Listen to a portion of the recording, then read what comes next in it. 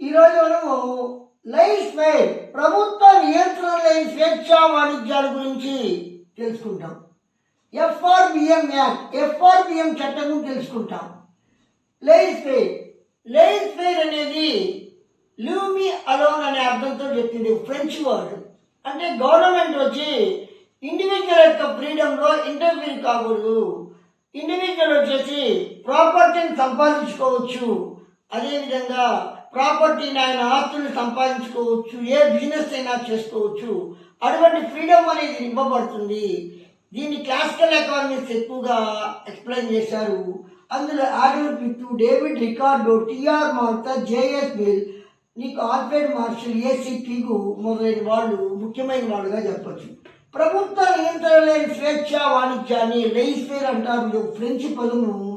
ఒక వ్యక్తి వచ్చి ప్రభుత్వ అనుమతి లేకుండా వ్యాపారం చేసుకునేదానికి, ఆస్తులు సంపాదించేదానికి అవకాశంగా ఇస్తే దాన్ని లైఫ్ ఫెయిర్ అని చెప్పి అంటారు. ఇక్కడ వ్యక్తికి వచ్చి ఆర్థిక స్వేచ్ఛ ఉంటుంది. ఏ వ్యాపారమైనా చేసుకోవచ్చు, సంపాదించుకోవచ్చు. సాంప్రదాయక ఆర్థికవేత్తలు దీనికి ఎక్కువగా ప్రాధాన్యత ఇచ్చారు. వాళ్ళు Adam Smith, David Ricardo, Malthus, JS Mill, Alfred Marshall, AC Pigou మొదలైన వాళ్ళు ఎక్కువగా దీనికి ప్రాధాన్యత ఇచ్చారు. FRBM act, fiscal responsibility and budget management act. ఈ యొక్క ఎఫ్ఆర్బిఎం యాక్ట్ని 2003 ఆగస్టులో నీకు ప్రవేశపెట్టారు. దీని యొక్క మెయిన్ ఏమైందంటే ఫిస్కల్ డెఫిసిట్ లేకుండా చేయడము. అంటే బడ్జెట్లో ఎక్స్పెండిచర్ వచ్చి ఎక్కువగా నీకు రెవెన్యూ తక్కువగా ఉండేటట్టు లేకుండా మ్యాక్సిమంగా ఎక్స్పెండిచర్ తగ్గించాలి. అదేవిధంగా గవర్నమెంట్ డెట్ తీసుకున్నప్పుడు ఆ డెట్ కూడా లేకుండా చేయాలి.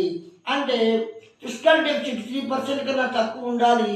అప్పులు ఎక్కువగా తీసుకోకుండా జీడిపిలో 40% కన్నా తక్కువ ఉండాలి. కాబట్టి కోశ బాధ్యత మరియు బడ్జెట్ నిర్వహణ చట్టాన్ని నీకు 2003 ఆగస్టులో ప్రవేశపెట్టారు. ఈ యొక్క కోశ సంస్కరణను ప్రవేశపెట్టడము దీని యొక్క ముఖ్య లక్ష్యము. కోశ సంస్కరణ అంటే నీకు కోశ నోటును తగ్గించడము, అదేవిధంగా ప్రభుత్వం యొక్క అప్పులు తగ్గించడం. అంటే రాబడి వ్యయాల గురించి తెలిపేది కోశ సంస్కరణలు. ఈ యొక్క ఖర్చు అనేది నీకు జీడిపిలో 3% కన్నా రాబడి రేటు తక్కువగా ఉండాలి. అదేవిధంగా అప్పులు వచ్చేసి జీడిపిలో 30% కన్నా తక్కువ ఉండాలని చెప్పి ఈ చట్టం చెప్తుంది.